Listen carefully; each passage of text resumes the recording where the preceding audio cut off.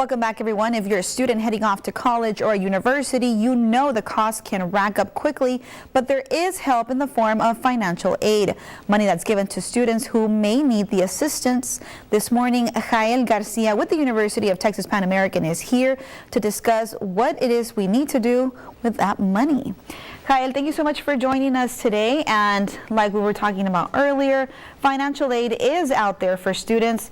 First step is the FAFSA, right? Right, that is correct. The process begins by filling out the free application for federal student aid, or better known as FAFSA. From there, though, however, it is important for students to keep in mind that they do have to check up with the college or university that they're applying to, just to see if there's any additional documents that the financial aid office will ask of them.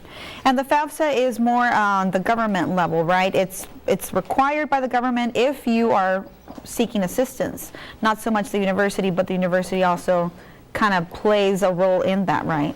Right, that is correct. And even though it's for federal aid, mostly, most colleges and universities will use it for all their aid, including their institutional and, of course, the state aid as well.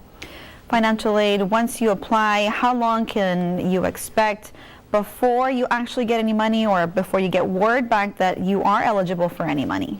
Well, the financial aid process, usually before a student is awarded any kind of financial aid, they also have to be admitted to the institution. So that's also an important process that students need to check up on their admission status, because if they're not returning students, they cannot be offered aid unless they're also admitted to that institution. So then that's one thing. And then also it's important for students, so usually if the student is already admitted to the institution and they apply for financial aid, it takes probably about a week for the institution to receive this information.